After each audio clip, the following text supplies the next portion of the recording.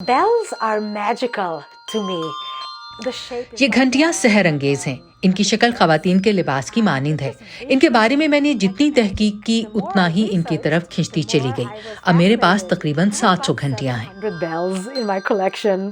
Natalia फारोज आरी और घंटियों से मौसीकी तरतीब देने वाली न्यूयॉर्क की एक स्ट्रीट आर्टिस्ट हैं। वो मौसीकी के मुतादिद अवार्ड्स जीत चुकी हैं, लेकिन सड़कों पर फ़न का मुजाहरा करने में उन्हें कोई हिचकिचाहट महसूस नहीं होती और अपने घंटियों के ज़ख़ीरे के बारे में वो हमेशा बड़ी खुशी के साथ बात करती हैं। Elephant bell. Bicycle bells.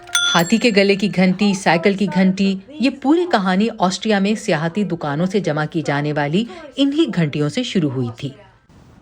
Natalia एक डांसर थीं।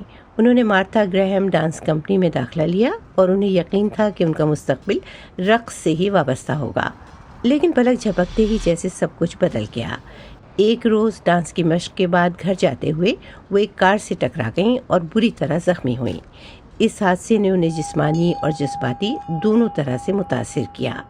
एक पेशावर रक्कासा बनने का ख्वाब गैर हकीकी महसूस होने लगा।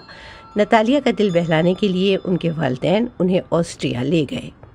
While in Austria, we were driving and Austria में हमने एक कार किराए पर ली। गाड़ी चलाते हुए हमें गाड़ी की खुली खिड़कियों से घंटियों की आवाजें सुनाई देती थीं। मैंने अपने वालिद से मजाक में कहा, गायों के मुख्तलिफ गल्लों में घंटियों की आवाजें भी मुख्तलिफ हैं। मैंने कहा, ये घंटियां जमा करके इन्हें 8 नोट्स में बजाने में कितना मजा आएगा।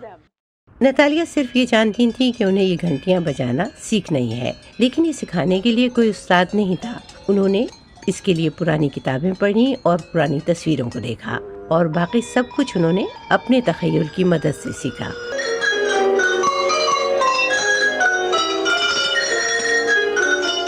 cowbell ringing is primarily गाय के गले की घंटियों से मौसीकी पैदा करना ऑस्ट्रिया और स्विट्जरलैंड का खासा है। मुमकिन है यह आपको फ्रांस में भी मिले, लेकिन दुनिया में कहीं भी काउ बेल्स का मखसूस अंदाज सिर्फ इन मुल्कों में ही देखा जा सकता है। हाँ, इधर उधर दूसरे मुल्कों में कोई घंटियां बजाने वाले फनकार हो सकते हैं, जैसे मैं न्यूयॉर्क में। maybe some ringer here or there in other countries like I'm in New York. Cowbell बजाना कोई ऐसा आसान फन नहीं है। मूसीकार 8 फीट लंबी मेज के सामने खड़ा होता है और उसे मुसलसल एक सिरे से दूसरे सिरे तक घंटी बजाते हुए आना जाना होता है। नतालिया का कहना है कि डांस की तरह इसकी अपनी एक मखसूस कोरियोग्राफी होती है जो उसे जिस्मानी तौर पर खासा मेहनत तलब बनाती है।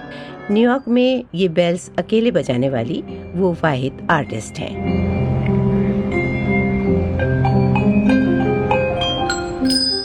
Ernest Hemingway wrote. Ernest Hemingway ने लिखा था, ये घंटियां किसके लिए बजती हैं? ये आपके लिए बजती हैं।